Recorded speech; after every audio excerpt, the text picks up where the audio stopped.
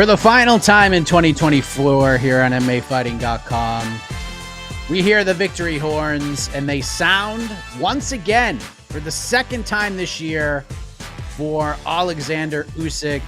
He defeats Tyson Fury in the main event of Usyk Fury 2 reignited in Saudi Arabia. 116-112 across the board.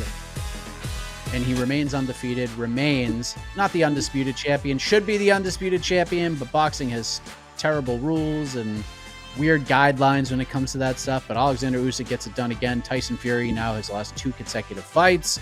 And we are here to react to all of it with all of you. Thank you for joining us for the Usyk Fury 2 post-fight show. I am Mike Heck, and joining you once again, Jed Mishu, Mr. No Gray Area, the hot take kid himself. How we doing, my friend? I haven't seen you in so long. I know, man. It is. Whew. And you won't see me for longer still, Mike. I mean, this is it. 3 weeks of no fights. This is, whew, now we're there. Because that's how I'm doing, Mike. I'm doing great. We just watched our last live fights of 2024. And you know what that means? It's on to Christmas. Hooray! Woo! Yes, Tyson Fury got us in the spirit with his walkout to the ring. Came out to Mariah Carey's All I Want for Christmas Is You. Maybe he should have asked for a victory in the fight. I thought he fought pretty well. I scored it a draw. You mean he should have said, all I want for Christmas is W? Yes. Yes. Absolutely. Nailed it. That's exactly what should have happened. And that's our show. Thank you very much, everybody. We'll George Costanza moment for you. But I mean, Mike, you were right. This is the shortest post show in the history of the program. I told you. I said 35 minutes. We didn't make it to 35 seconds. This is spectacular. But now that we've watched the fight, and I think it's one I'm going to go back and rewatch without the benefit of doing a live watch party, because especially these boxing matches and how the scoring is, you kind of need the benefit of that hindsight and just the rewatch without the pomp and circumstance. But the first fight was unbelievable. It was a classic. This was very good, but just in a different way. Did you like this fight better than the first one? No. Certainly the first fight's better. The first fight has a really dramatic moment where Fury is actively hurt, and it looks like Usyk may even get a finish, which was wild to sort of envision. I felt that there was just more action. It was certainly more tense. I know that we all believe it's for the undisputed belt, but the vibe on this one, it felt very much like the middle child in the trilogy series. Like, you think back, so the Ali Frazier 1 and 3 are iconic, and the middle one is just sort of an afterthought. To some extent, Gotti Ward is similar. Like, this just felt like it didn't mean as much. The crowd was less significant. There were less people there, less famous people there. This didn't capture the imagination in the same way the promotion of the first undisputed title fight in 25 years or whatever it was for that one. Also, we got this fight earlier in the year, running a rematch back within the same calendar year. Just, it's a little bit of, we've already tasted this, now we're going to do it again. So it felt less big, and the fight itself delivered less to the lofty ideals of the first one, but it was still a really fun fight, back and forth affair. I had it 7-5 overall, but I think 6-7 of those rounds were toss-ups, could have gone either way. So good fight. I don't think it will go down as an all-timer, but certainly an enjoyable way to spend a Saturday, early afternoon, late afternoon, depending on where you are. I think if we're talking hindsight, I think if you're Turki Al-Sheikh and that governing body, you should have done this fight a week prior. Like, you should have waited. You should have done it the week before. This is a terrible week to have a big fight really like that. It's just 4 days before Christmas. Like, you're smack dab in the middle of the holiday season. People are traveling. People are doing a million other things. They're going shopping, everything. Like we talked about earlier, like there's big college football games, bowl season, all of that. It's tough. NFL I don't think this does great on pay-per-view. Yeah, NFL's on. I don't think this does spectacular on DAZN pay-per-view. Well, I don't think we'll ever know the actual numbers, but I don't think this does great. So you couldn't even get great celebrities because no celebrities are going to fly to Saudi on Christmas. Like they have other Yeah. things to do. So like I love Jason Statham. I love Jason Statham. But Jason Statham is really like the best you got. Maybe we made a mistake here. Yes. But all in all, like you said, 116, 112 for Alexander Usyk. I thought he looked great. I thought Fury looked great early on, and it looked like he started to slow down a little bit. Usyk had, I think it was was it round five? Maybe it was round six. Usyk just kind of beat the shit out of him. Round 5 And was the then, best Fury round. So round 6 was the round Usyk yeah, battled back and really put it wood down. Yeah. And yeah, then Fury came back with one of his best rounds of the night. And it was just a back and forth affair. And it was just one of those things where Usyk just kind of waited Fury out, waited for him to get a little tired. And then he started to get way more aggressive. And it was just a great performance. And I guess most of this post fight show is just going to be getting your comments and your questions about this fight and even whatever else is going on in the combat sports world, since it's the last live show we're doing this year. So I really wanted to spend a lot of time with you guys doing that. But we had Daniel Dubois crash Alexander Usyk's post-fight interview. Usyk's just like, Your Excellency, make the fight, because what's he going to say? He doesn't give a shit, even though Dubois is already fighting somebody. He's fighting Joseph Parker. That is the thing that is going to take place, which makes this a little weird. Tyson Fury, is this just obvious right now that we do the Anthony Joshua fight? Like, if we get any other Tyson Fury fight right now, I think it's promotional malpractice without question. I am looking up to make sure I haven't missed somewhere that Joshua got booked somewhere, but I don't think so. No, there is no other answer.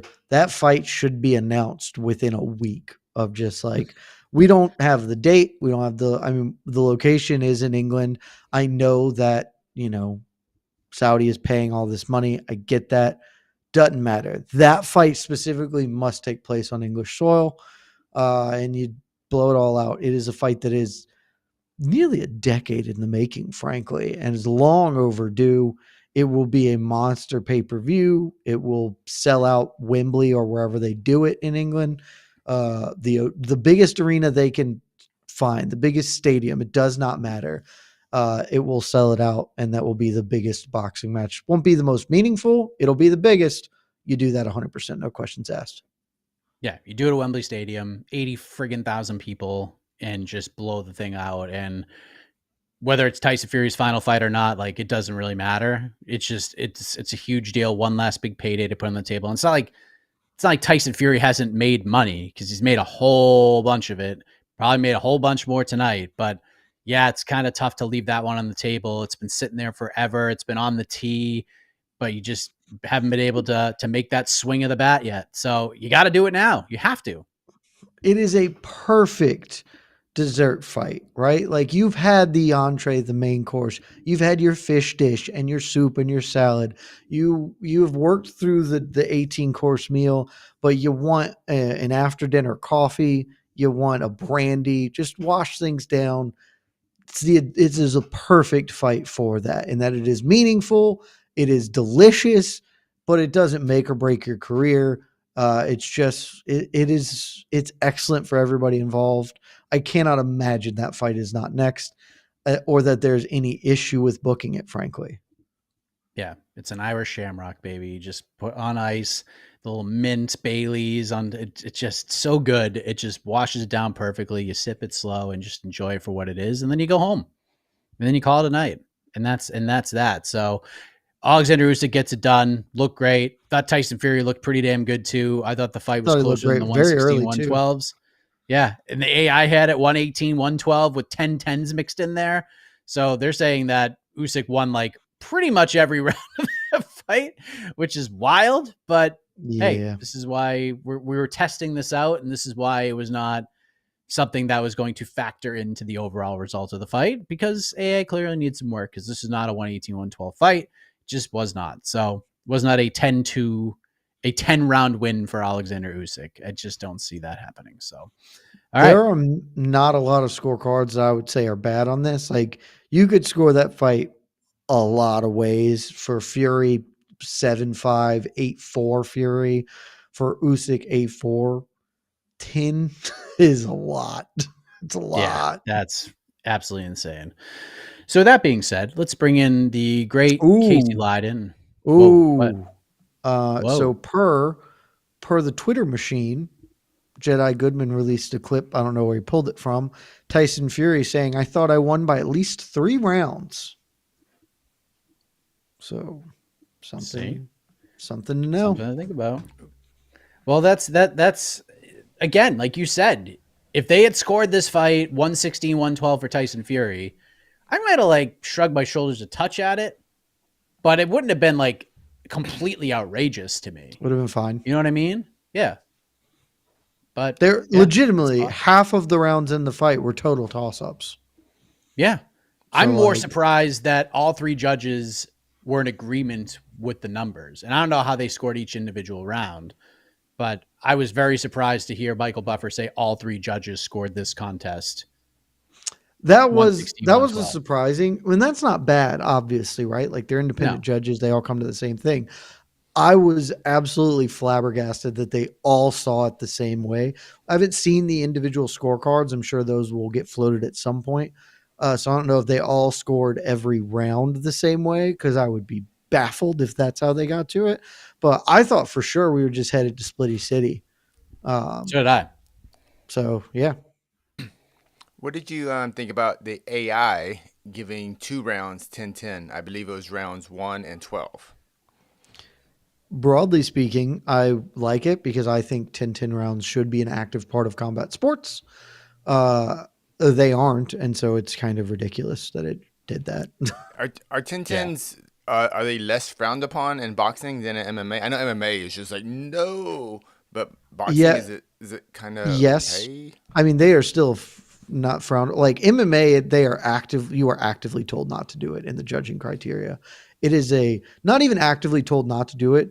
You just You are can't. like the wording is basically there should never be this. Like it Tintin should exist only in the rarest of circumstances. I could go find the wording, but like it is very clear. Make a choice. I don't flip a coin if you have to. That is better than you get putting a 10-10 down, which I Yeah, think is Yeah. crazy. yeah. To my understanding of boxing, and again, I'm primarily an MMA guy. Have not looked at the boxing criteria nearly to the extent I have in MMA. They are a little more accepting of them, but it is still not something that is broadly applied or used. So the AI gave. So you said 6 rounds could have gone to either guy. So it sounds I like mean, AI. I'm just ballparking. Oh, bar barking. Yeah, Yeah, but that's not me thinking out. It's just like I don't know. Felt like half of the fight was pretty up in the air. yeah, yeah. I feel like Yeah. the There were a lot AI. of rounds where we were like, I don't know. Yeah, I guess. Yeah. I feel like I mean I know everyone's a little poo pooing the AI, but I don't know. I feel like it was one of those fights where the score looked farther apart than the actual fight was. One of those At type least they things. Yeah, tried it it though. could easily be that. Yeah, but I'm just saying. At least they Me, tried it. it became a fun little talking point. But It Yeah. did become a fun little talking point. It did. It's reminded me of this is like in 2015 or 2016. CFFC Cage Fury did a thing where they had the three judges cage side scoring fights, and then they tried something where they had three judges like in a room with a commission person over them watching monitors without the commentary or being able to hear yeah, what the crowd was, and they wanted to compare the scores between that to the cage side judging, and I never really got the result, and they never tried it again.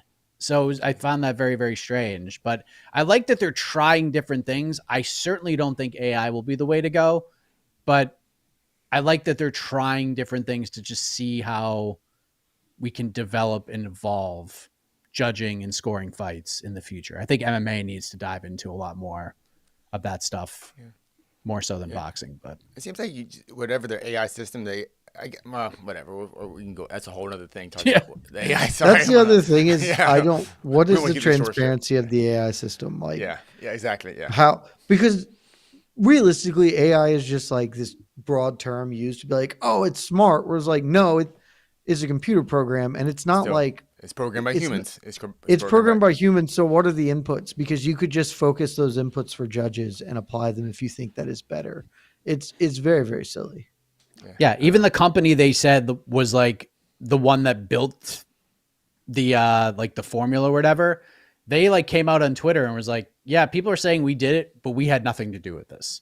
This is before the fight.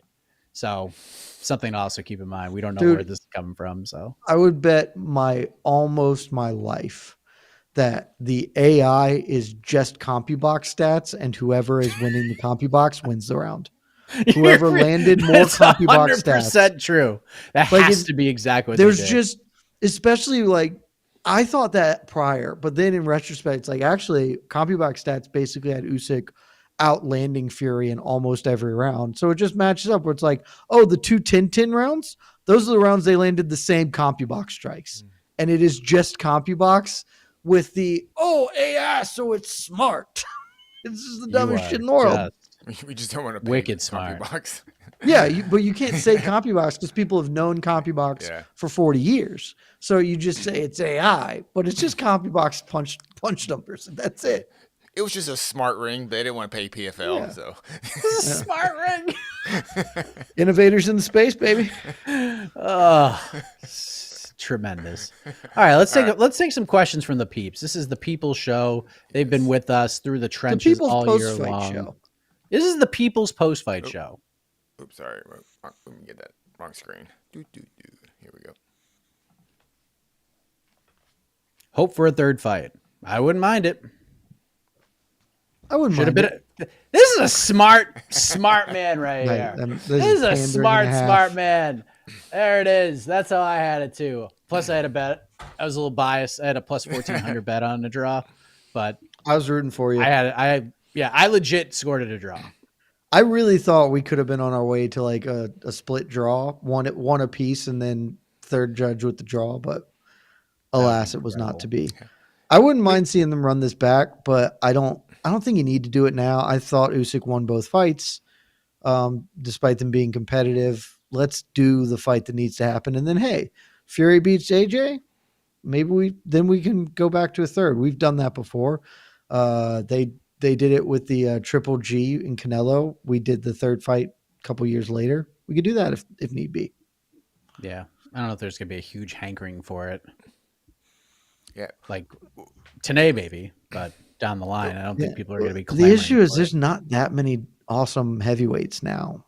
Like the generation of heavyweights is kind of aged out as Usyk has now just sort of risen up, where it's like AJ just lost, Wilder's retiring, he's just beaten Fury twice. Like, are people that in on Bacoli, or he's already beaten Dubois, Tristan Parker, like Wiley or not Wiley? Zhang is different. Zhang is 50. Like, so process of elimination may just leave Fury as an option a year from now. Yep. What do you? I don't keep up heavyweight boxing that much, but what's? I know you mentioned it, but what would be ideally next for Fury if they don't do a trilogy? Joshua. And Joshua's coming off Joshua, loss, 100%. right? Correct. He just got knocked out. Yeah, bad. 4 months ago, whatever. Yeah, 4 months ago. But that fight would be in England. I assume not Saudi Arabia. Is it? I would hope so. I mean, it's hard to say no. Like, Saudi's just going to pay all the money, so it'll be if Saudi wants to pay it. But they could easily do the Riyadh season presented by the Kingdom of Saudi Arabia in England, like they did with 306. And it would be insane not to do that fight in Wembley or just somewhere in England. Yeah, it's a massive 100%. stadium show. Okay, thank you much. Actually, one more comment from Dennis. Enough of these Saudi fights. They ain't going anywhere. I would broadly agree, but that ain't happening. It's like the Apex. So somebody put that too. Riyadh season seems like boxing's version of the Apex. It's here. It's like it is the Wario version of it, where the Apex is hugely profitable because they pay no money to make it happen, and they get to reap all the financial benefits of it. Saudi pays a lot of money to make the Saudi fights happen, so it's hugely profitable. But you're still in a half full gymnasium, and it's lifeless and doesn't have the same vibe. I know that was a sick drumming concert. I mean, nailed it. Dude was ripping it. Yeah, dude won a Mercedes. Oh, He's had it all. All right, thank you, Dennis. What else? What else we have here? Yeah, just we mentioned this earlier. Tyson saying he won by 3 rounds. Don't hate him saying that. He could have. I That is a justifiable scorecard in my mind. I'm sure if you're in there and you don't get dropped, you're not getting beat up, So Mhm. yeah, I'm sure it feels like Yeah. you won 3 rounds. Watching, I'm not watching as close as you guys were because I was running all this stuff, but just kind of watching the fight peripherally. Every round seemed close except maybe for 2 rounds, and even those 2 or 3 rounds weren't like, oh, that was almost a 10-8. It was just okay, that guy clearly won, but so honestly, every scorecard I'm kind of okay with. Even the AI scorecard, I'm like, all right, you know, and this boxing is very subjective. It seems more subjective than MMA, but yeah, Yeah. I don't think it's wrong for him to think he won. yeah, it's You nothing know, crazy. it was a very competitive fight. Yeah, yeah.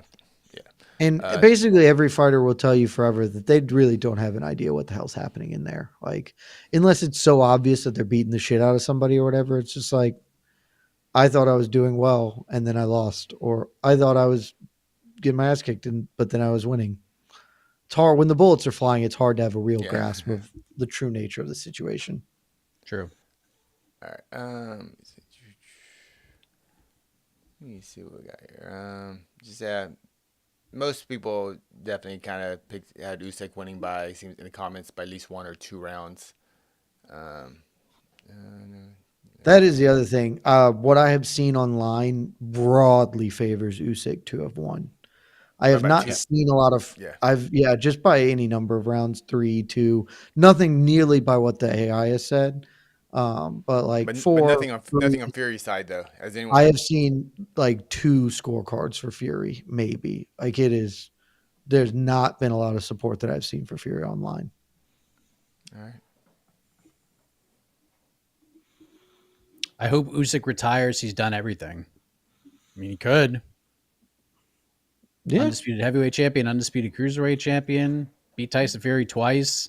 Only guy may to ever well do it. be. I don't remember where the ring has what rated now, but may well be the pound for pound number 1 right now in the sport. Um, wouldn't be a bad time for him to call it quits. The only issue is he gets to keep making a lot of money if he fights, and he's obviously Yeah. still at the peak of his powers, and things are going to get easier for him now. Like he's fought the hard ones now. Now it's the easier stuff that awaits him. So I'd be a bit surprised if he hung it up. Now he's prize fighting. Yeah, it's like, oh, I'm gonna get. Saudi's gonna pay me a lot of money to beat the shit out of a dude I already beat the shit out of. Yes, please. Do you think? Do That you think is he? that is literally Murad Dvalishvili's dream. Is that Usyk is living his dream right now? Why would he retire? Where does Usyk? 'Cause I just don't know where does Usyk rank in terms of great heavyweights now in boxing? Not very high. Top 15, top 10? No. No. Okay. Boxing's been around for 120 Oh, I years, mean, and but where was like Tyson Fury before this? I mean, I'm kind of. Fury, I don't think Fury was top 10. Like some people were trying to make the argument. I don't think he would have been top 10. But the thing, like Fury's still higher than Usyk in the terms of great heavyweights because Usyk's heavyweight career has been like 4 fights or whatever. Like, there's just not. He's spent so much of his career as a cruiserweight that's different. It's not Okay. Ali It's just and Joe Frazier and Foreman and freaking. I mean Lennox Lewis, Joe Lewis. Like you're getting that. It is so hard because boxing is 120. Actually, what is it like? It's like 140 years old. There's just so much history to overcome that he's higher in the all-time greats outside of weight class than he is in the heavyweight yeah. thing. Yep. Gotcha. Thank you. And he is like 1 or 2, or he's certainly top 5 cruiserweights and arguably the best cruiserweight ever or whatever. Yeah. Okay. I mean, Okay. I mean, that's a giant he's like, accomplishment. It is. yeah, Like, it's not incredible. it's not exactly the same, but he's John Jones, where he dominated a division and then moved up, and he's got wins and significant ones, at least in the UFC's eyes, but the sample size is just so small overall that you can rank Jones as the greatest fighter of all time in MMA, but he's not the greatest heavyweight in the UFC, if that makes sense. So Copy that. All right. I mean, he did But beat it's just Stipe, who is the greatest heavyweight ever. So he I'm just saying. he did. I'm just saying, man. Just sure saying.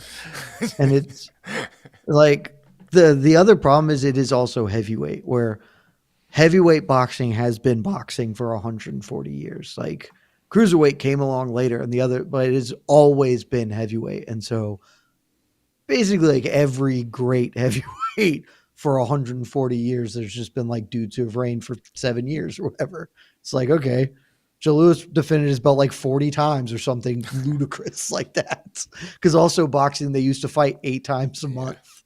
It's But just but more on Usyk's legacy. Would about, I don't know, 4 more wins kind of would people start talking like, oh, I 4 more wins, and like he's probably already in the where is he of the generation, right? Like okay, I he's guess in the generational heavyweight, generational yeah. mix because of the significance of his wins, and then it becomes okay, he's one of the better of this generation. If you stick, that's the thing. If he doesn't retire, if he sticks around for like 5 years, like top 15, that I think it's just nearly impossible for him to get like top 10 unless he fights for another 7 years or something ludicrous.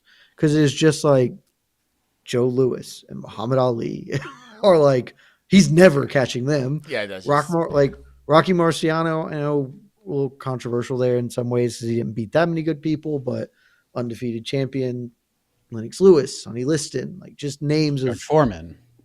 Foreman, Larry Holmes, who is just perennially underrated in boxing terms, Tyson, who is probably more beloved than he was actually great, but still was great. Like Holyfield, Lennox Lewis, like just Holyfield so Lewis, many. Jack Johnson, Jack Dempsey, Klitschko. Jim Jeffries. Like it's Klitschko. so fucking many Just- of these I know. people. no. I mean, I love you guys saying these names because if we go to MMA, we can name the great MMA heavyweights pretty much in like 10 seconds. We're like, well, Yeah. all right, we're done. You know? Yeah, exactly. Because it's so different. Like, Yeah. so it's just different. it's really interesting. Kind of when you just lay out names and the time frame. Like, oh dang, yeah. But I think he is already in the generation conversation. He is a little bit Roger Federer, or not Roger Federer, Djokovic, in that his heavyweight career came just like there's clearly a lot of overlap with that other heavyweight, with the big heavyweight generation of Fury, Joshua, Wilder, but he's just like a little bit after. And so he's going to get more wins and kind of be Novak Djokovic to the current era of heavyweight champions. And so he's going to, I think, end as the guy of this generation. And then it does become a question of how do you rate this generation versus past generations versus the golden era of heavyweight boxing. You know, his ceiling is probably cracking the top 10 of heavyweight, but I just don't really think he's close there, just by virtue of how his career has worked out. All right, thank you much. Lazy bed. BKFC starting soon, the real festivities of the day. Yes, if you got that DAZN subscription, the little free trial today to watch, to order and buy the pay-per-view, you can watch BKFC Hollywood tonight. Well, Hollywood, Florida, not Hollywood, Florida. California. The real That's a pretty decent card. The real fist. That's actually a pretty I decent have one. not looked at Festivities. all at Get that it? card. Let me. Jared Ward and Mike Richmond. Christine Ferry Christine is Ferry. fighting, defending her belt.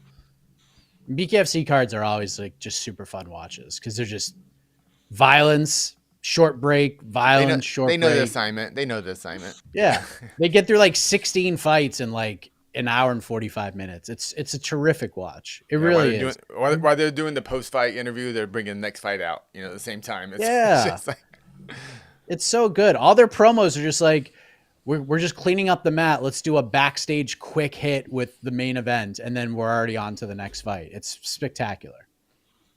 all right. What we got here?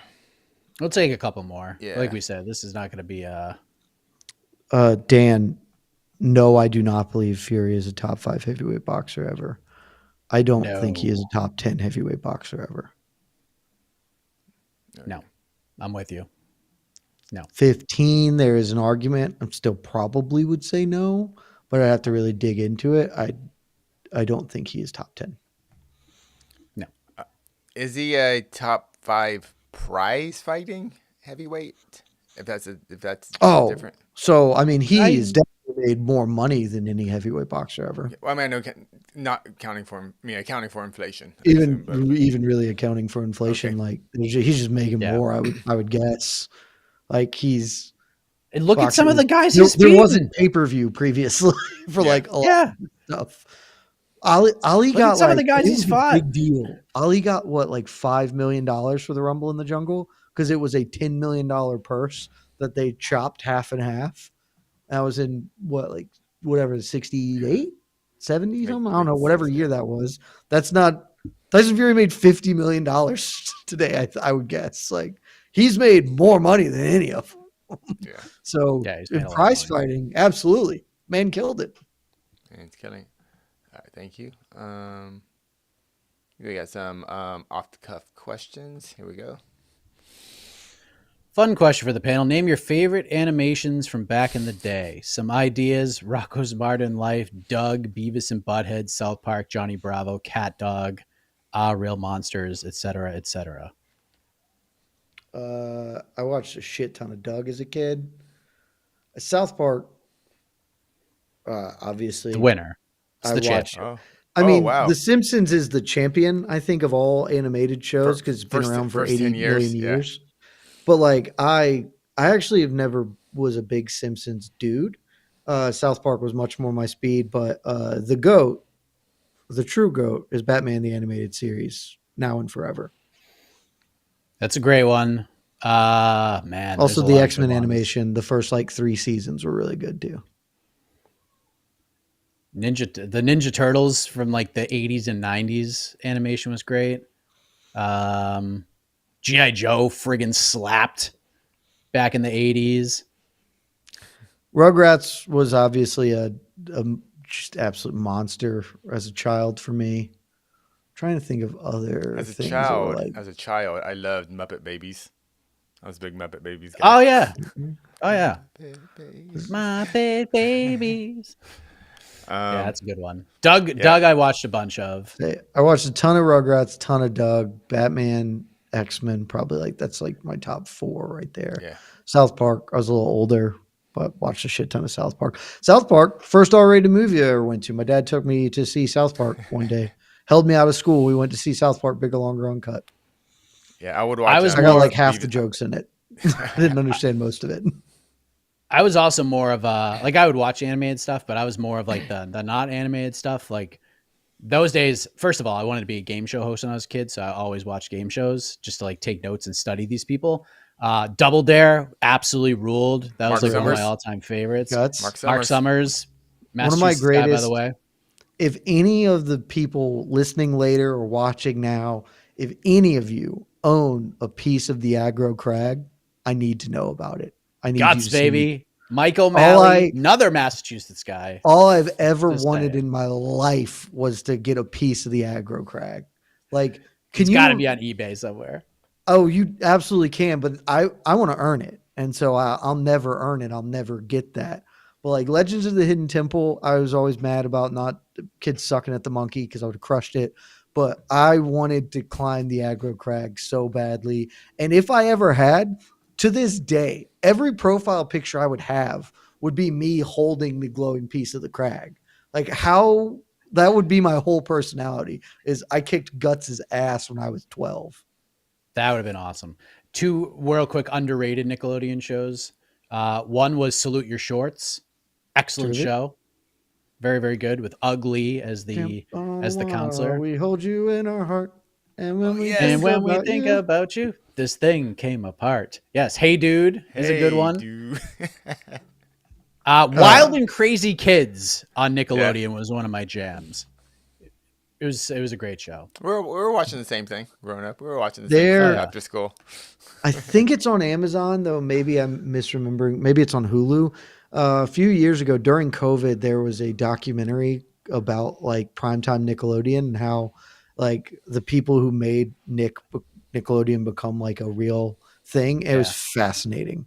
I highly Yeah, I recommend watched people watching those. it. Mark Summers is so important. Dane was on Wild and Crazy Kids. That's freaking Yeah, crazy. that's what I'm saying. Yeah, that's pretty Cuba cool. Gooding Jr.'s younger brother was like one of the hosts, Omar Gooding. Yeah. I knew And then Michael he Harris, actually he had a budding you're right. career. He was on Hanging with Mr. Cooper, and that was like the only thing I ever saw him in after Wild and Crazy Kids. Adventures of Pete and Pete was Oh, the that's a good one. goated, just goated show. Pete and Pete's a good one. Yeah. And I then you am had like the Artie, the Saturday, strongest man in the and you had all world. you had the Saturday night programming. Are You Afraid of the Dark? And what was that other one? I don't know. It was a skit show. It wasn't the R.L. round Stein's something? Goosebumps Yeah, that was a little before. I don't That was a remember. little after me. Yeah. after. Yeah. But yeah, I watched all the Beavis and Butthead when it used to come on MTV. Had the music videos. Speed Watch Racer would always come on after. watch Liquid Television. Oh, Liquid Television. Great call. this was obviously just very later, like very different time, but Cowboy Bebop is an unbelievable animated show. That's a good one too. I did have into never that really been way a big after the fact, anime yeah. person, but Cowboy Bebop is It's just good. just unreal. It's unreal good. Yeah. This is Modern stuff, real quick. BoJack Horseman. I think one of my favorite shows ever. And Scavenger's Reign. It's on Netflix. Check it out. Thank you much. Here we go. Let's have some more fun questions before we get out. Mike and Jed and Mustache. If he's here before you go, give us your top five Christmas movies each. Can we just do like 3? Yeah, top 5 is asking for a lot. That's tough. I can't. All right, Die Hard, A Christmas Story, Christmas Vacation, Bad Santa, Oh, Bad Santa. Home Alone. Thank you. Home Alone 1. Die Hard, if we're counting it as a Christmas movie, which It is. yes, absolutely number 1 because it's one of like the 12 best movies ever made. Elf is probably number 2 This is a in tough that list. They're not Christmas movies, but I watch them every Christmas. I know a bunch of other people do. Lord of the Rings. I love to just rewatch the Lord of the Rings trilogy this time of year. I get it. They're not at all Christmas movies, but I don't care. They bang. There are trees in it. I mean, There are trees in it. Die Hard, Elf, Home Alone 1 and 2. I rewatched them this week, and then they were unbelievable. I gained a whole new perspective on Kevin's plight and how his family were actually abusive people. And the comedy, it still holds up. It's like watching Looney Tunes. They're absolutely amazing. And I'll round it out with Santa Claus. That movie meant a lot to me as a child. with Tim Allen? Yeah. The first Santa Claus, like that movie meant a lot to me as a kid. Yeah, Right. that movie. This having an 11-year-old is the best this time of year because he just watches all those movies over again, and it's just the best. Shout out to Jingle All the Way. Arnold just Christmas Arnold with the and Seb had, Cranks. killing it. If we're counting A Nightmare Before Christmas as a Christmas movie because it's kind of like tweenery, that's probably in the top 5. That movie is extremely good. Yeah. Worst Christmas movie of all time is Fred Claus. What a piece of shit! It's not a good film. It's terrible. Why did you watch that? Is it you have a kid thing? No, it just was on, and you're like, oh, Vince Vaughn and is in it. Let's watch, and just like, golly, this is fucking terrible. I know this is controversial. I really like Love Actually. I enjoy that movie a great deal. Why is that controversial? A lot of people think that movie is bad, and I understand that it's not great, but I really enjoy it a lot. It's a spot, yeah. The old man being musician is like the best freaking thing in film. It's just the best.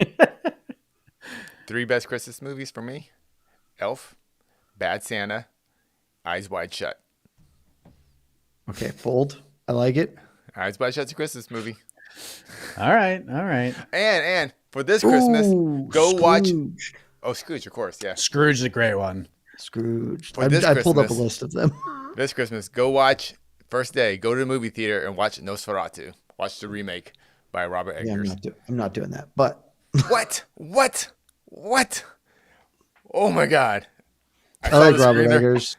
Woo! That movie's so good. That movie's so good. Turn the volume to 20. I will see it. I see everything, but no. Oh my God. All right. Thank you. That's Masters not of the the Universe. vibe I want for Christmas, Casey. Oh, I love that vibe. All right. Thank you much. Anything what else? we got here? Pick one more. One more. This is for Jed. It's for Jed. Before we get out of here. Did you catch your boy? Yeah, the did you Big catch your Booper boy, the Big Booper? in Karate Is he your Combat? Big Booper? Is he? He's not the Big Booper. The Big Booper is Alex Pereira, but he is a Big Booper. And I did deeply enjoy him because he's a very funny man. And yes, of course, I saw him obliterate that poor schmuck in 7 seconds or whatever insane thing it was. Jan Jacek. Absolutely perfect. Like, the Spain should have never come to MMA. Like, that's just, he's getting out wrestled by Waldo Cortez Acosta. Like, what are we doing here? Karate Combat is, I mean, outside of his clear background, obviously like where he will be as much of a star as he could be would be in Karate Combat. Like, perfect. This is like when Mike Perry was like, I'm going to do bare knuckle. And it was like, yes, that fits and is correct. Why didn't we do this immediately? Perfect art form with the artist pairing. And I'm excited to see he and the Karate Pit and what they do with Captain Super Awesome President Sauce or whatever his name is. Just do that. Just do that. Feed him to 7-foot bad fighters. Just do that. Yeah, they need to have like an Eddie Hall type of fight where he just like knocks out 3 random. That is now we're talking. Yeah. Now we're talking. That's what they need. Oh my God. All I need this year is for Eddie Hall to freaking fight Puds. It's probably my like number 2 most wanted fight in the sport. Aspinall Jones, Puds, Hall. Got it. I will fly to freaking Poland to sit freaking cage side for that one.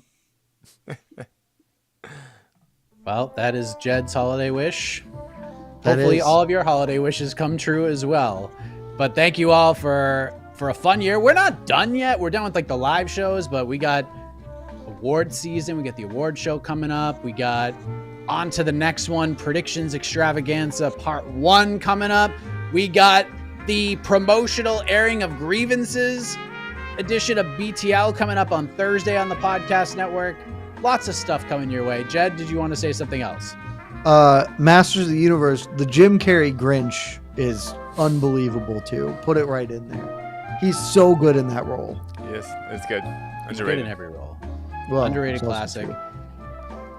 But guys, thank you all. Enjoy the rest of your weekend. And if we don't see you, have a wonderful holiday season. Have a great rest of the year. We love you all. And happy Love y'all. freaking New Year. See you in 25.